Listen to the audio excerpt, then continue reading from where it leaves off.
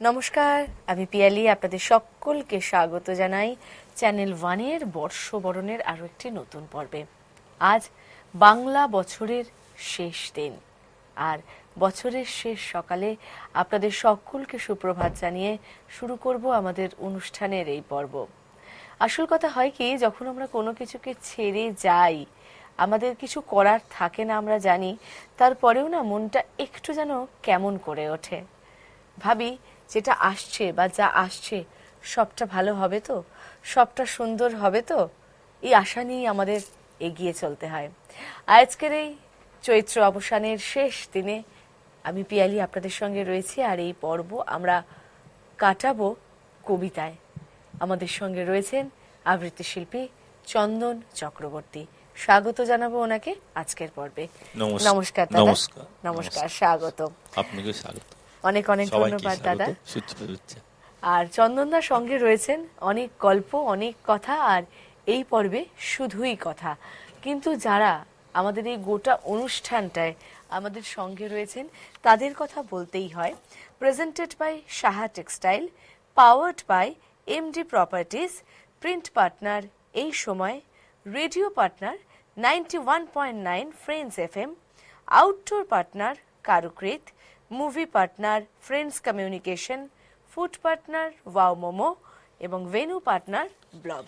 সকলকে আন্তরিকভাবে ধন্যবাদ জানাই আমাদের এই পথ চলায় আমাদের সাথে থাকার জন্য। যাবো চন্দনদার কাছে।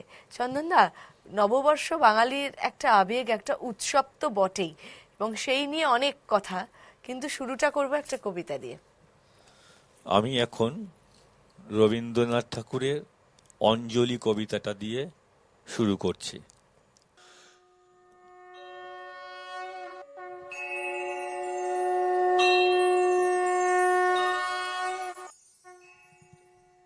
এই তীর্থ দেবতার ধরণীর মন্দির প্রাঙ্গণে যে পূজার পুষ্পাঞ্জলি সাজাইনু সযত্ন চয়নে, সায়ান্নের শেষ আয়োজন, যে পূর্ণ প্রণাম খানি মোর সারা জীবনের অন্তরের অনির্বাণ বাণী জ্বালায়ে রাখিয়া গেন আরতির সন্ধ্যা দীপ মুখে, সে আমার নিবেদন তোমাদের সবার সম্মুখে।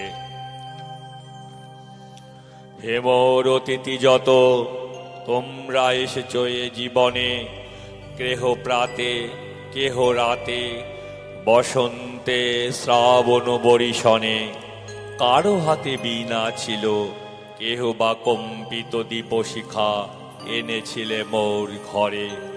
দ্বার খুলে দুরন্ত ঝেটিকা বার বার এনেছ এ প্রাঙ্গণে, যখন গিয়েছ চলে দেবতার পদচিহ্ন রেখে গেছ মোর গৃহতলে।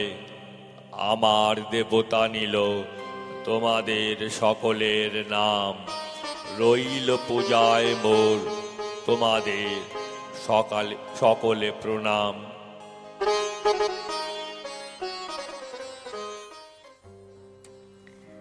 চৈত্রের একেবারে শেষ দিনের সকাল, আজকে সবেমাত্র সকাল হয়েছে। আমরা বছরকে বিদায় জানানোর জন্য প্রস্তুত। তবে বিদায় জানাই বা স্বাগত জানাই যাকে আমাদের সবসময় প্রয়োজন, হ্যাঁ প্রয়োজনই বলবো, কারণ তাকে ছাড়া আমরা একটি পাও চলতে পারি না।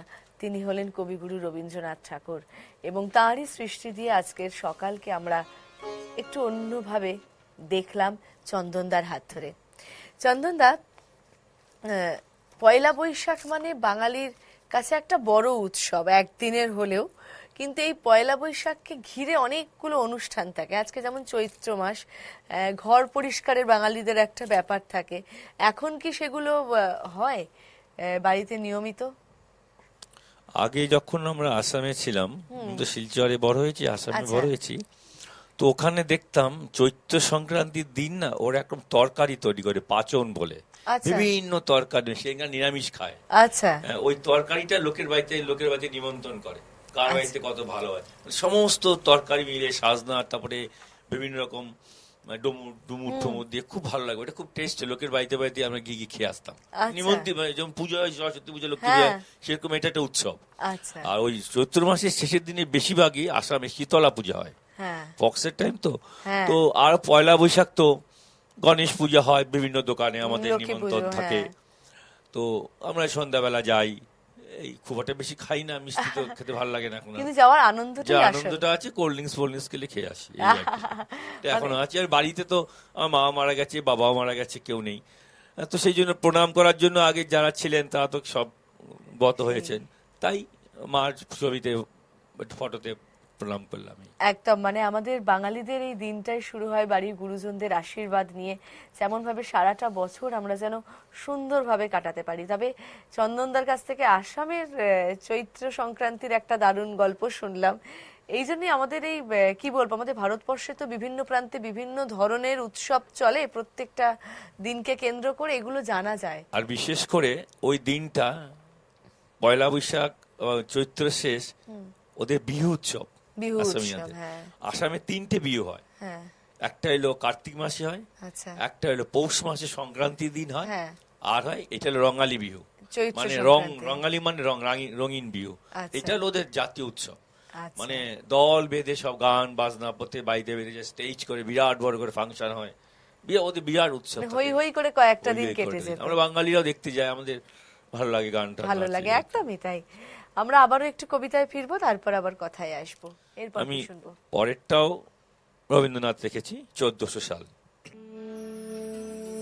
আজই হতে শতবর্ষ পরে, কে তুমি পড়িছ বসি আমার কবিতা খানি কৌতূহল ভরে।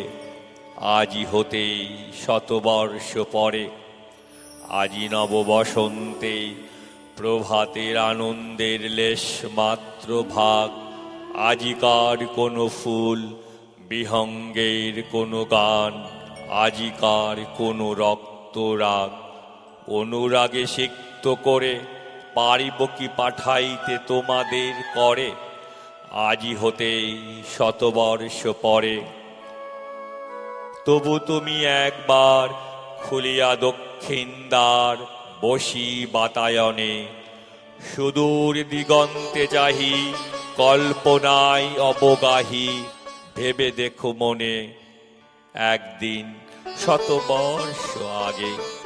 চঞ্চল পুলক রাশি কোন স্বর্গ হতে ভাসি, নিখিলের বর্মে আসি লাগে।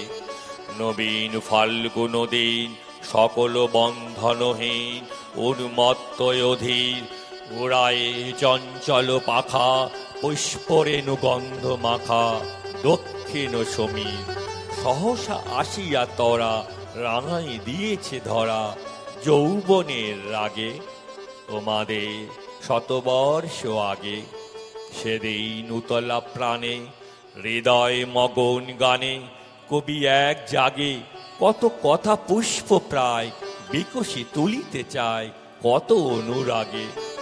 একদিন শতবর্ষ আগে, আজই হতে শতবর্ষ পরে, এখনো করিছে গান সে কোন নূতন কবি তোমাদের ঘরে। আজিকার বসন্তের আনন্দ অভিবাদন পাঠাইয়ে দিলেম তার করে। আমার বসন্ত গান তোমার বসন্ত দিনে ধ্বনিত হোক ক্ষণতরে। হৃদয় স্পন্দনে তব ভ্রমর গুঞ্জনে নব পল্লব মর্মরে। আজই হতে শতবর্ষ পরে।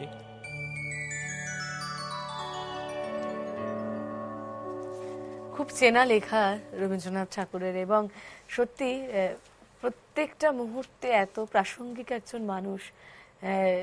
কত বছর আগে সৃষ্টি, কিন্তু আজও আমাদের জীবনকে সমানভাবে ভাবায়, সমানভাবে প্রাসঙ্গিক করে তোলে।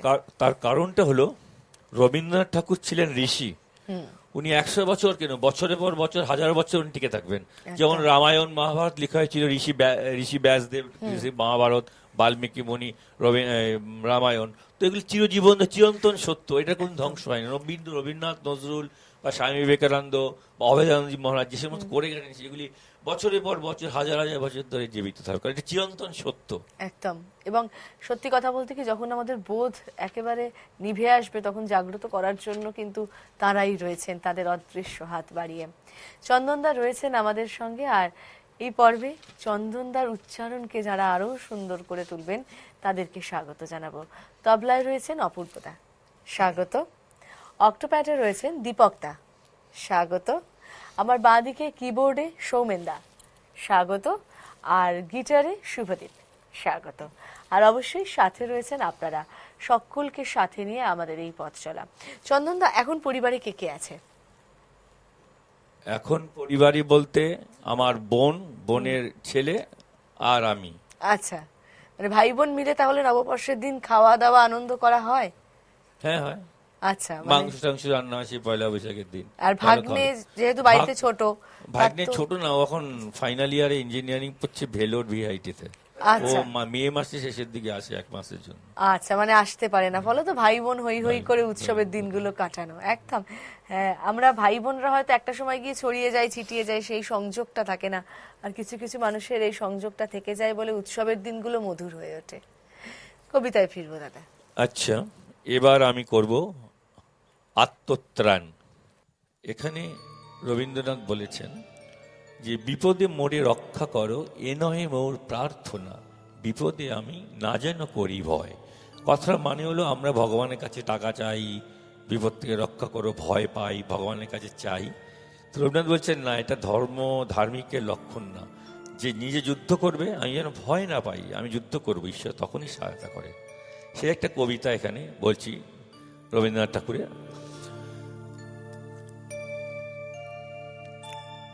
বিপদে মোরে রক্ষা করো, এ নহে মোর প্রার্থনা, বিপদে আমি না যেন করি ভয়।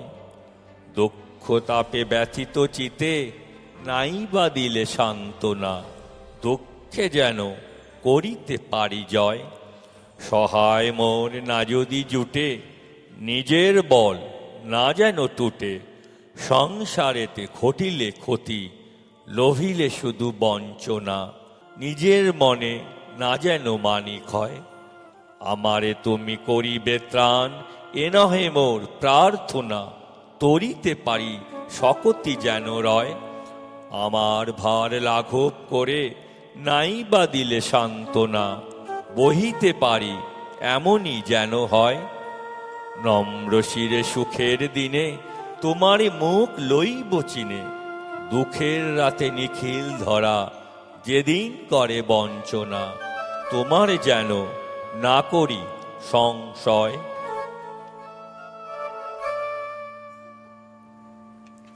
একেবারেই তাই।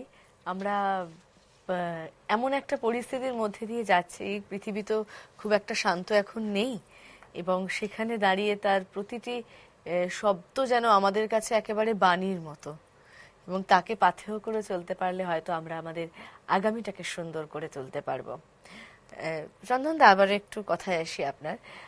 পুরো ছোটবেলাটাই কি আসামে কেটেছে? আসামে কেটেছে। আচ্ছা, তার মানে আসামে এই যে নববর্ষের সময় নতুন জামা কাপড় কেনা হতো, এগুলো এটা হতো আগে কিনে নিতাম, পয়লা বৈশাখের দিন পড়তাম আমরা। সকালবেলা স্নান করে যে মায়েরা নতুন জামা কাপড় পরিয়ে দেওয়া, ভাই বোন দুজনেই থাকতেন ওখানে আসামে। এবং যেটা হয় যে একটু খাওয়া দাওয়ার একটা ব্যাপার থাকে, পয়লা বৈশাখের দিন আসামে খাওয়া দাওয়ার দিকটা কিভাবে সেলিব্রেট করতেন? ওটা তো মানে ভালো রান্না, মাংস টাংস হতো, এই তারপরে বিভিন্ন রকম দামি মাছ টাছ এই সমস্ত করে খাওয়া দাওয়া হতো। একদম, মানে বাঙালি সেদিন একদম চব্বচস্য লেচ্ছপেও করে একদম চলে আর কি আহারটা। পয়লা বৈশাখের দিন মাংসের দোকানে যাওয়া যেত না, কি লম্বা লাইন। একদম, এখনো কিন্তু সেই ধারাটা বজায় রয়েছে, মাংসের দোকানে লাইনটা এখনো হয়, কিন্তু কোথাও গিয়ে যেন ছোটবেলার সেই যে একটা নির্ভেজাল আনন্দ ছিল না। আরেকটা ব্যাপার ছিল, পয়লা বৈশাখের দিন সন্ধ্যাবেলা যে হালখাতা না কি বলে, আসামে হতো। হ্যাঁ, আচ্ছা, প্রত্যেক দোকানে দোকানে গিয়ে তারপরে মিষ্টি খাওয়া। এই কলকাতায় তো একদমই এগুলো চলে বাংলা, কিন্তু আসামেও এটা হয়, এটা আমার জানা ছিল না। আচ্ছা, আসামে প্রচুর বাঙালি আছে। হ্যাঁ, বাঙালি তো প্রচুর আছে, কিন্তু এখানে ওইগুলো এত সুন্দর করে পালন করা হয়, এটা জেনে খুব ভালো লাগলো। সেই হালখাতার গল্প মানে যাওয়া হতো। কয়টা দোকান হিসাব করতাম, 5টা 6টা এরকম দোকান আর কি, একটার পর একটা। একদম, সেগুলো তো খেতেও পারতাম না, কিন্তু এই কালেক্ট করে আনার একটা আনন্দই ছিল আলাদা, যে কোন দোকান কটা মিষ্টি দিল, কি কি মিষ্টি দিল। এইভাবে দিনগুলো কাটিয়ে ফেলি, আস্তে আস্তে বয়স বাড়ে, স্মৃতি রোমন্থন করি, সময়ের সঙ্গে তাল মিলিয়ে চলার চেষ্টা করি, আর উৎসবের দিনগুলো নিজেকে ভালো রাখার চেষ্টা করি আমরা প্রত্যেকে। পরের কবিতায় যাব দাদা। পরের কবিতা কাজী নজরুল ইসলামের দাও শৌর্য দাও ধৈর্য।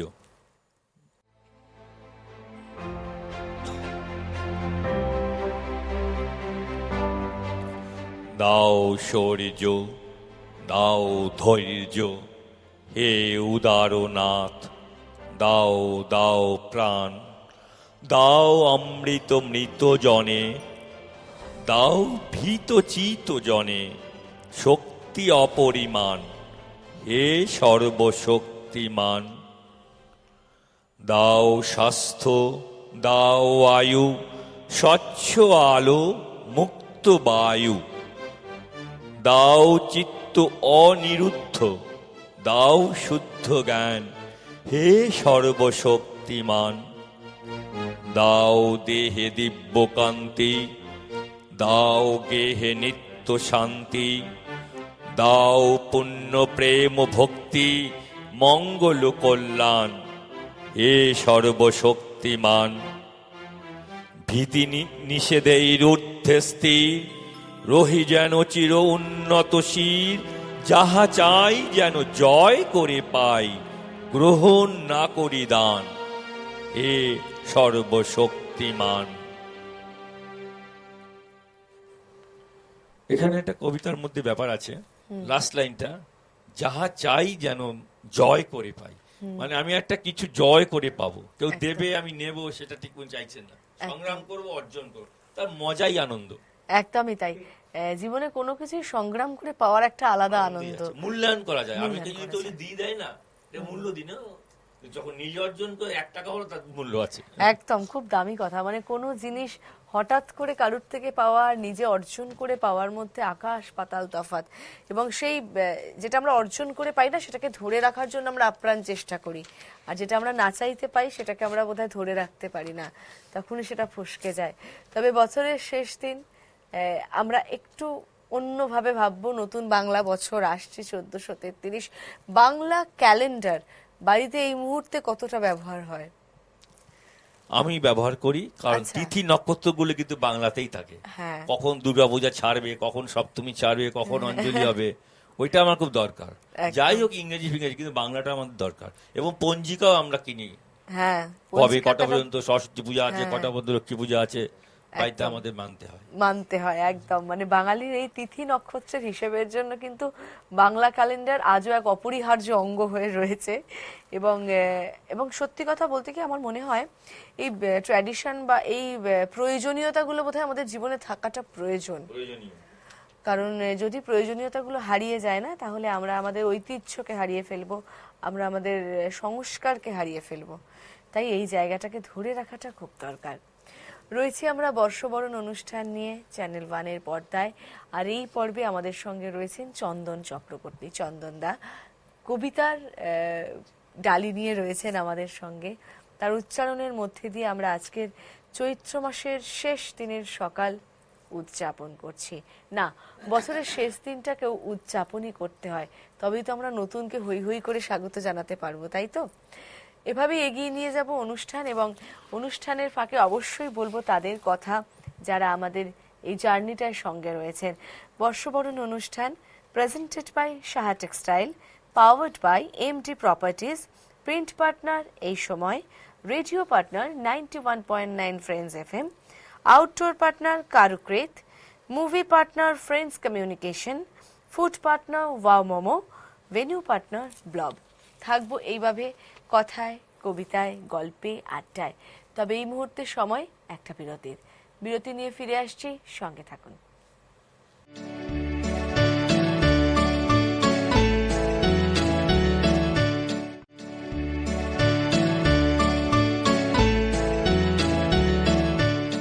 বিরতি নিয়ে ফিরে এলাম চ্যানেল 1-এর বর্ষবরণ অনুষ্ঠানে। আমাদের সমগ্র অনুষ্ঠানটি presented by Saha Textile, powered by MD Properties, print partner এই সময়, radio partner 91.9 Friends FM, outdoor partner Karukrit, food partner Wow Momo এবং ভেন্যু পার্টনার ব্লব। সকলকে আন্তরিকভাবে ধন্যবাদ এবং শ্রদ্ধা জানাই। বছরের শেষ দিন, চৈত্রের অবসান হতে চলেছে, কিন্তু গোটা দিন জুড়ে আমরা থাকবো আপনাদের সঙ্গে বিভিন্ন ধারার অনুষ্ঠান নিয়ে। এই মুহূর্তে রয়েছি কবিতা নিয়ে, আর আমাদের সঙ্গে রয়েছেন আবৃত্তি শিল্পী চন্দন চক্রবর্তী। আবারও চন্দনদার কাছে যাব। চন্দনদা, এখন তো ভীষণভাবে একটা অনলাইন নির্ভর জীবন আমাদের, বা ইন্টারনেট নির্ভর জীবন।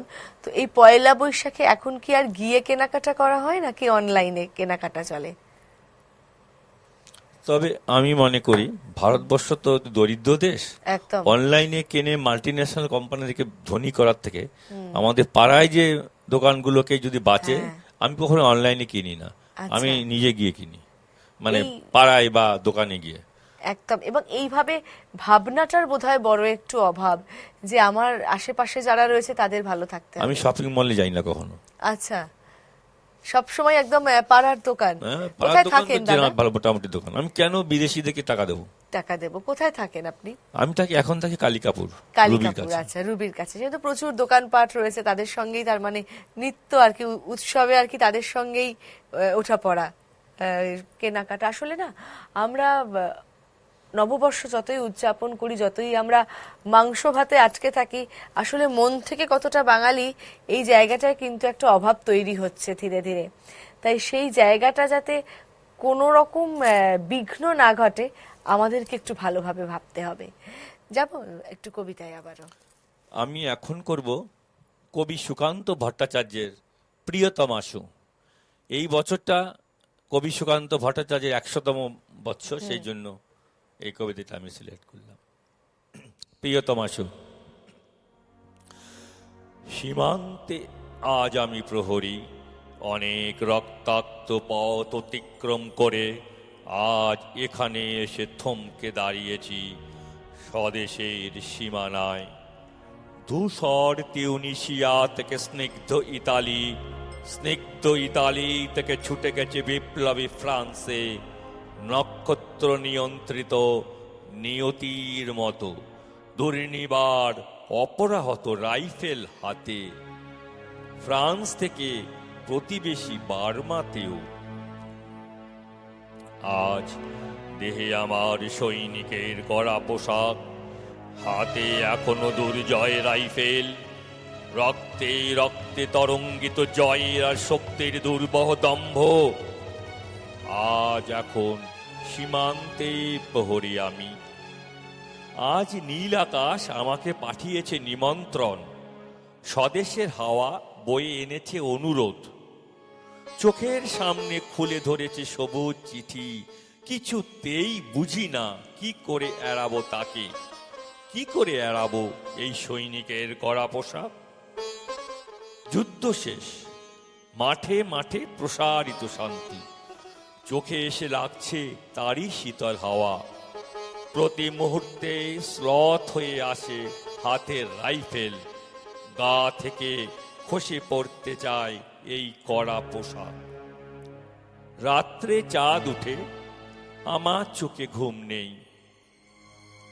তোমাকে ভেবেছি কতদিন, কত শত্রুর পদক্ষেপ শোনার প্রতীক্ষার অবসরে, কত গোলা ফাটার মুহূর্তে, কতবার অবাধ্য হয়েছে মন যুদ্ধ জয়ের ফাঁকে ফাঁকে, কতবার হৃদয় জ্বলেছে অনুশোচনার অঙ্গারে তোমার আর তোমাদের ভাবনায়। তোমাকে ফেলে এসেছি দারিদ্র্যের মধ্যে, ছুড়ে দিয়েছি দুর্ভিক্ষের আগুনে, ঝড়ে আর বন্যায়, মারি আর মরকের দুঃসহ আঘাতে বারবার বিপন্ন হয়েছে তোমাদের অস্তিত্ব।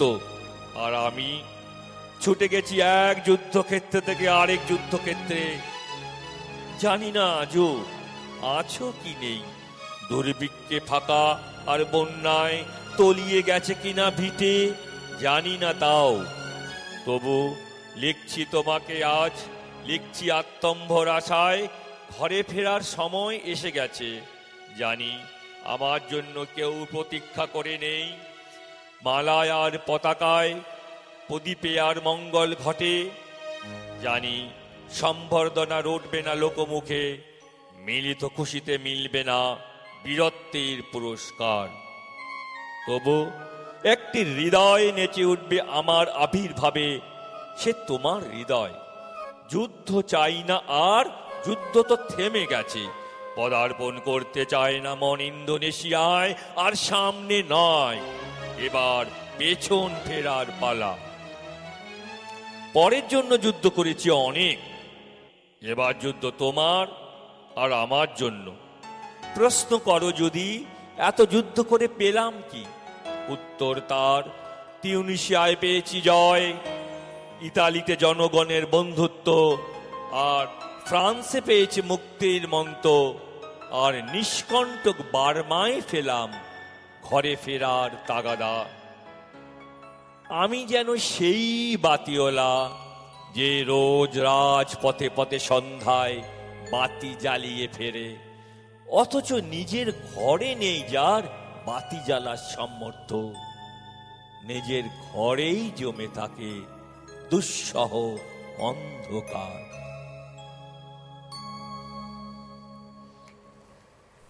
অত্যন্ত সুন্দর এবং অত্যন্ত সুন্দর আপনার নিবেদন, এবং সুকান্ত ভট্টাচার্যের কবিতা, এবং এই সময়ে দাঁড়িয়ে কবিতাটা যেন আরো অনেকটা বেশি প্রাসঙ্গিক হয়ে উঠল, অনেকটা বেশি প্রাসঙ্গিক। আমাদের বাংলার এত ধনসম্পদ রয়েছে না, যেখানেই হাত দিই সেখানেই শোনা।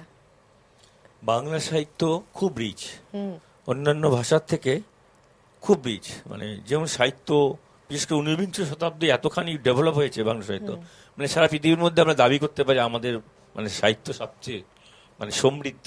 একদম। এবং সেখান থেকে প্রতিনিয়ত আমরা নিজেদেরকে ঋদ্ধ করার চেষ্টা করি তাদের হাত ধরে, তাদের হাত ধরে মানে তাদের সৃষ্টির মধ্যে দিয়ে। এবং আমার মনে হয় যে আমরা বাঙালি, আমাদের গর্বিত হওয়ার জন্য, মানে হওয়ার জন্য এটা একটা বড় কারণ যে আমরা বাংলাটা পড়তে পারি, আমরা তাদের সৃষ্টি, তাদের লেখা আমরা কিছুটা হলেও বুঝতে পারি। ওনাদের লেখা পড়লে কি হয় আমাদের? লোকে বলে পড়ে কি হবে, টাকা আসবে না? টাকাটা মহান না, টাকাটা অল না। মনে শান্তি আসে, মনে রস আসে, ক্রিয়েটিভিটি আসে, মনের মধ্যে যে আনন্দ রস, সেটা সাহিত্যেই পাওয়া যায়, অন্য কিছুতে পাওয়া যায় না, পাওয়া যায় না একদম। এবং চেতনাটা আসে, যেটা আজকাল মানুষের মধ্যে বুদ্ধি, ক্রিয়েটিভিটি অলওয়েজ মানুষকে অন্য জায়গায় নিয়ে যায়। যে উদাহরণস্বরূপ দেখুন জাপান, চাইনা, কোরিয়া, যা মঙ্গোলিয়ান টাইপ, তারা প্রচন্ড ক্রিয়েটিভ, অত সূক্ষ্ম বুদ্ধি নেই। হায়ারেস লন্ডন বা আমেরিকার মধ্যে সূক্ষ্ম বুদ্ধি, কিন্তু ডেভেলপড ইন সায়েন্স, কিন্তু ক্রিয়েটিভিটিতে জাপান, চাইনা ব্যবসা করে বেরিয়ে যাচ্ছে। বিজনেসে এখন ক্রিয়েটিভিটি লাগে, যে ক্রিয়েটিভ সেই বেঁচে থাকবে, একদম সূক্ষ্ম বুদ্ধি দিয়ে কিছু হয় না। একদম, একেবারেই তাই। সুতরাং আমাদের বাংলার যা সৃষ্টি, বাংলার সাহিত্যের যা কি বলবো, যে একটা বিরাট খনি রয়েছে, সেখান থেকে আমরা তো মাত্র নগণ্যটুকু ছুঁতে পারি এক জীবনে। ওই একটা চেষ্টা চলতে থাকে, এই চেষ্টা প্রতি বছরে জারি থাক, প্রতি বাংলা বছরে জারি থাক, যতদিন চন্দ্র সূর্য আছে ততদিন জারি থাক। পরের কবিতায় যাব। এইবার করব ঐতিহাসিক জলসা, ছন্দের কবিতা, মজার কবিতা। কবি ভবানী প্রসাদ মজুমদারের কবিতা।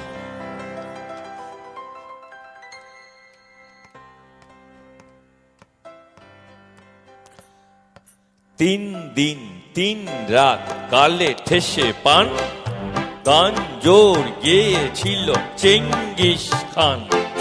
তাক ধিন ধিন তাক তেরে কেটে ধিন, তবলাতে গেছিলেন আলাউদ্দিন। তুং টাং তুং টাং তুং তুং টাং, পিয়ানো বাজিয়েছিল হিউয়ান সাং।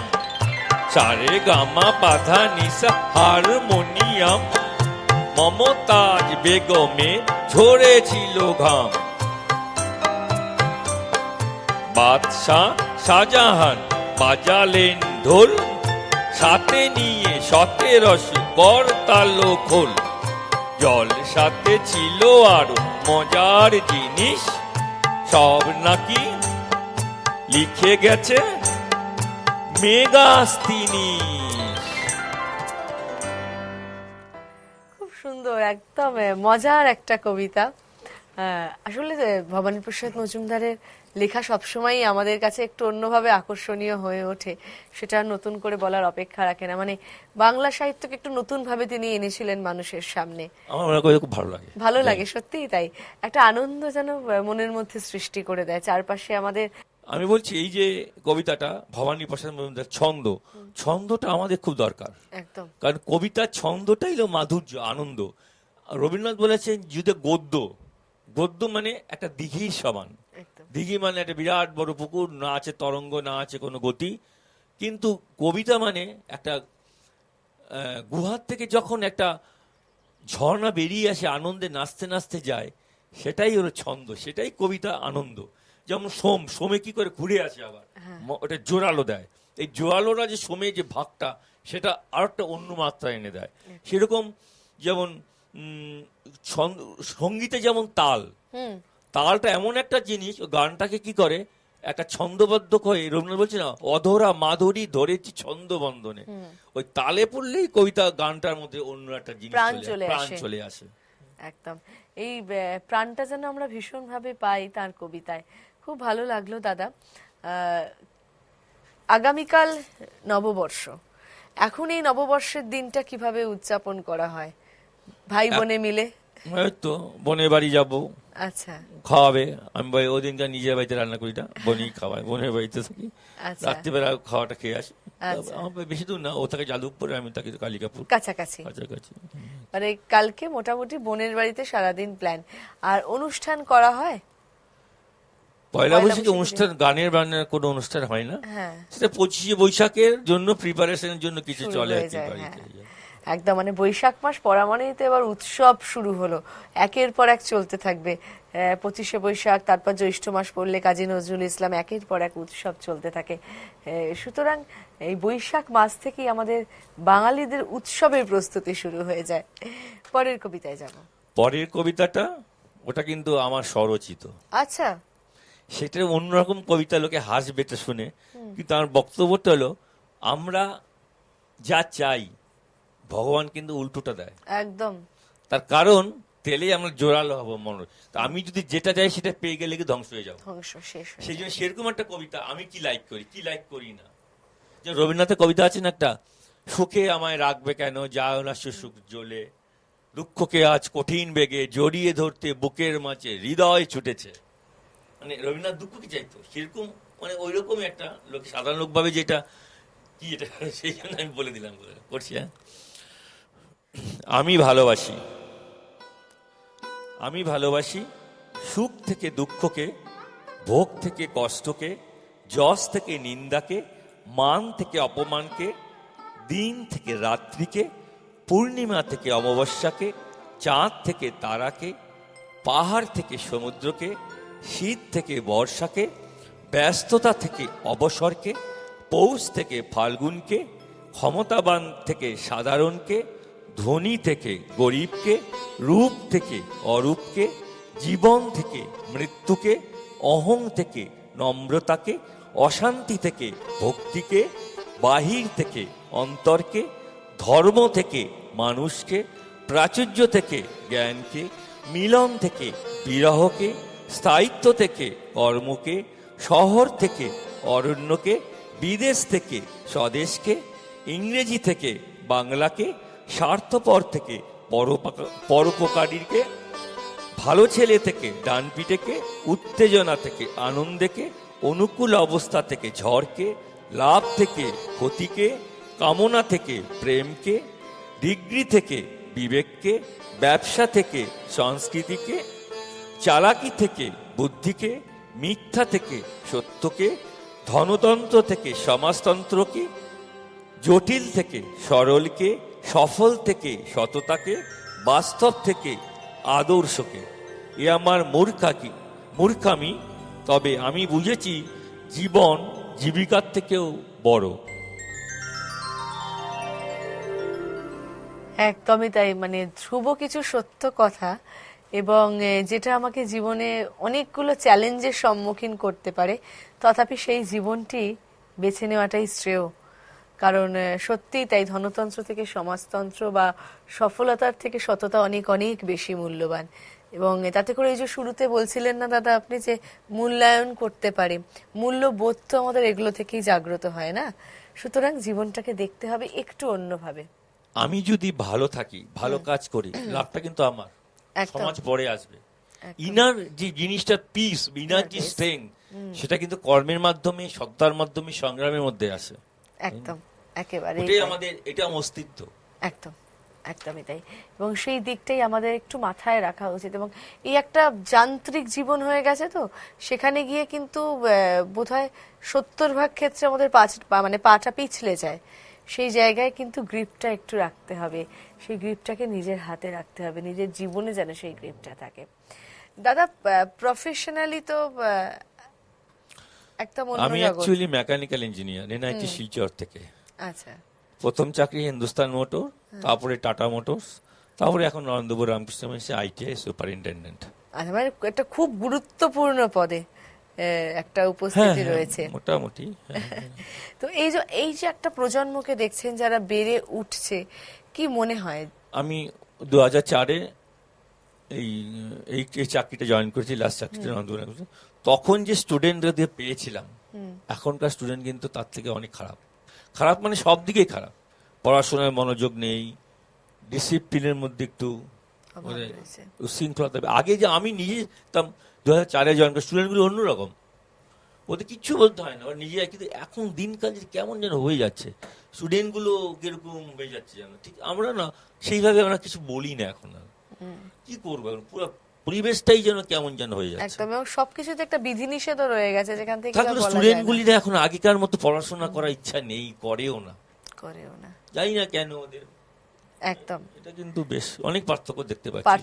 পার্থক্য আছে, পার্থক্য থাকবেও, সেটা আমরা বলি বা না বলি। আজকে চন্দনদা সাহস করে সেই জায়গাটা বললেন, এটা বলেও খুব কম মানুষ। তারা বলেন যে না, এটাও ঠিক, নিশ্চয়ই ভালো মন্দ আছেই, কিন্তু একটা যেন প্রভাব একটু অন্যভাবে পড়ছে।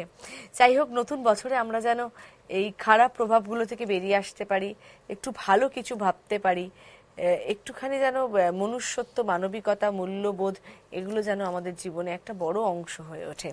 পরের কবিতায় যাব। পরের কবিতাও আমার নিজের লেখা। আচ্ছা। অমৃতত্ব।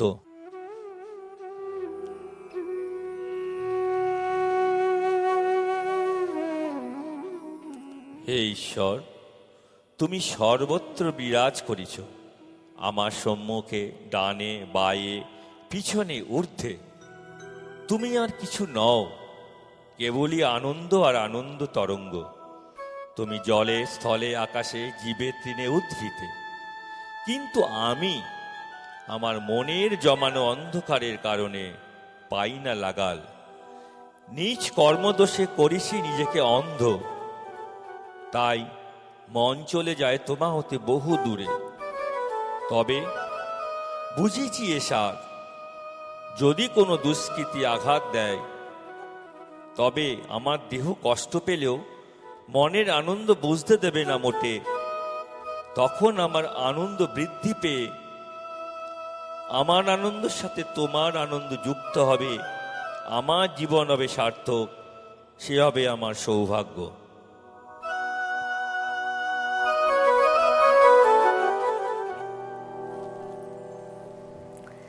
এত সুন্দর উচ্চারণ চন্দনদার, এবং সাথে আমার যে চারজন দাদা এত সুন্দর একটা মাহল তৈরি করে দিচ্ছেন না, যে অনুভূতির জায়গাটা আরো শক্তিশালী হয়ে উঠছে। সবটা মিলিয়েই আজকে বাংলা বছরের একেবারে শেষ দিনে রয়েছি আমরা। সবেমাত্র সকাল হয়েছে, আর কয়েক ঘন্টা তারপরই এই বছরকে বিদায় জানাতে হবে। 24 ঘন্টাও হাতে নেই।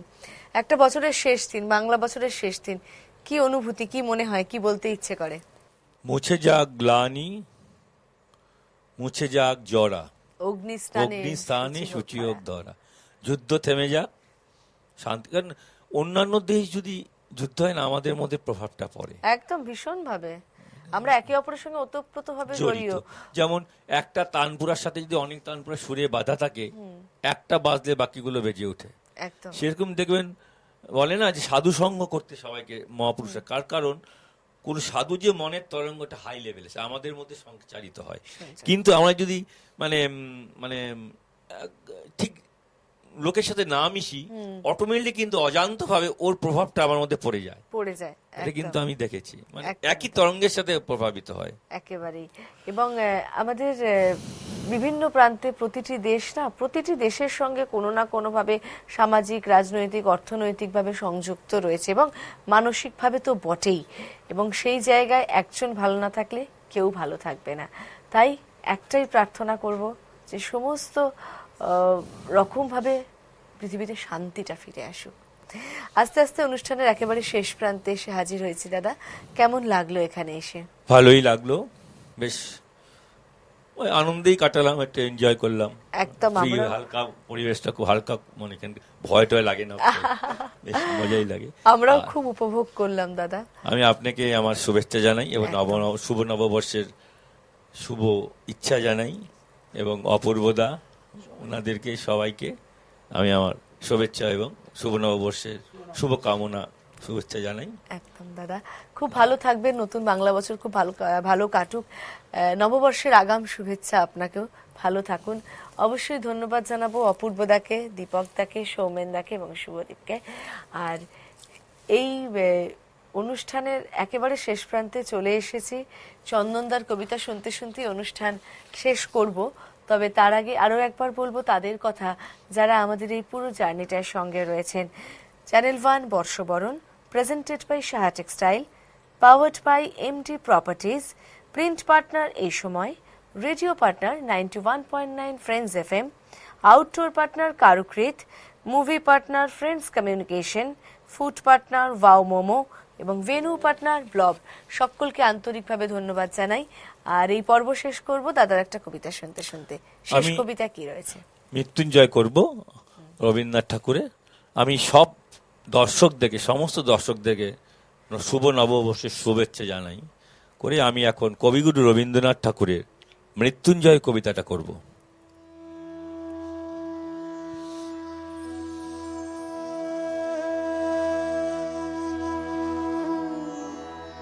দূর হতে ভেবেছিনো মনে, দুর্জয় নির্দয় তুমি, কাপে পৃথ্বী তোমার শাসনে, তুমি বিভীষিকা। দুঃখীর বিদীর্ণ বক্ষে জলে তব লেলিহান শিখা। দক্ষিণ হাতের শেল উঠেছে ঝড়েরও মেঘপানি, সেটা হতে বজ্র টেনে আনি। ভয়ে ভয়ে এসেছি দুরু দুরু বুকে তোমার সম্মুখে। তোমার ভ্রুকুটি ভঙ্গে তরঙ্গিল আসন্ন উৎপাত, নামিল আঘাত, পাজর উঠিল কেঁপে, বক্ষে হাত চেপে শোধালেম আরো কিছু আছে নাকি? আছে বাকি শেষ বজ্রপাত, নামিল আঘাত, এই মাত্র, আর কিছু নয়। ভেঙে গেল ভয়, যখন উদ্যত ছিল তোমার অশনি, তোমারে আমার চেয়ে বড় বলে নিয়েছিল গণি। তোমার আঘাত সাথে নেমে এলে তুমি, যেথা মোর আপনার ভূমি। ছোট হয়ে গেছো আজ, আমার টুটিল সব লাজ। যত বড় হও তুমি তো মৃত্যুর চেয়ে বড় নও। আমি মৃত্যু চেয়ে বড়, এই শেষ কথা বলে যাব আমি চলে।